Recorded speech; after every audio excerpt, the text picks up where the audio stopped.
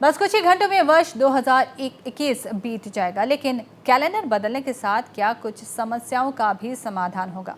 साल 2021 में असम में हाथी मानव संघर्ष की खबर खास चर्चा में रही। गुजरते साल में दोनों ओर से काफी नुकसान हुए, लेकिन साल 2022 में क्या इस समस्या को सुलझा लिया जाएगा।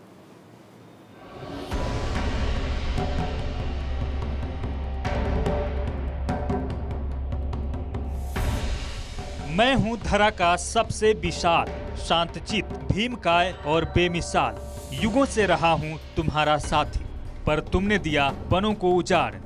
अब रहे हो छिन मेरे जीने का अधिकार। स्वीकार करो, स्वीकार, तुम इंसान ही हो टकराव के लिए जिम्मेदार।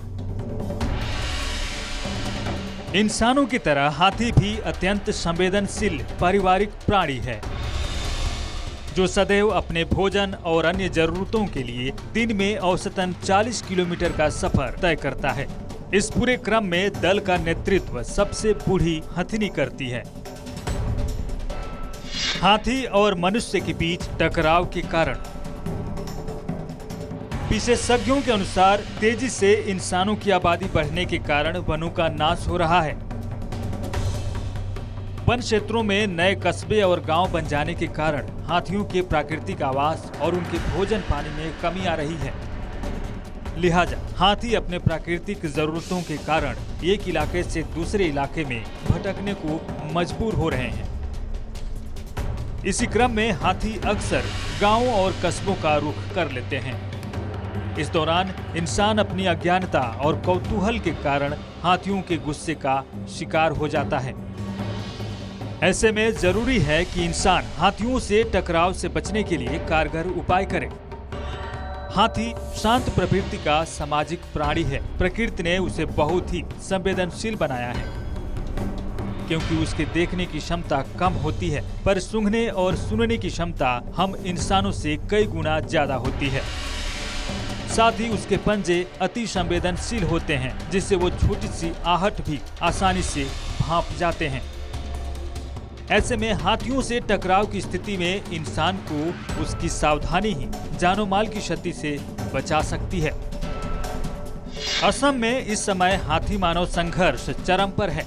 वन विभाग द्वारा जारी आंकड़ों के मुताबिक वर्ष 2021 में अप्राकृतिक रूप से 71 हाथियों की मौत हुई है।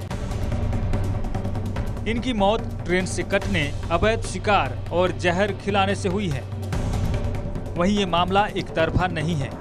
इसी दौरान हाथियों के हमले में महिलाओं समेत 61 लोगों की भी जान गई है। प्रकृति में ही छिपा है इसका निदान।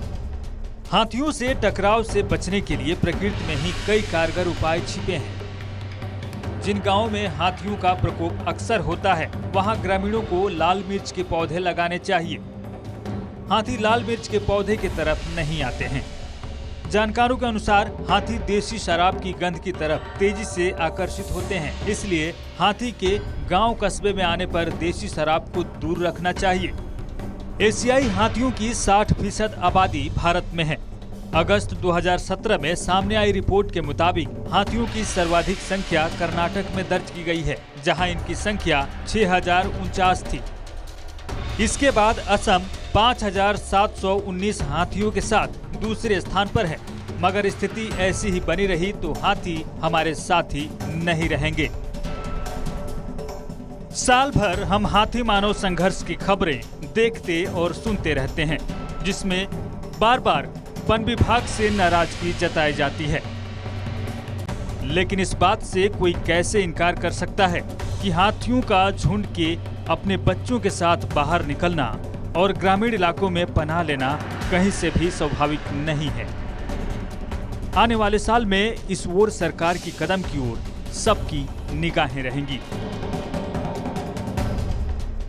News desk report, north east live.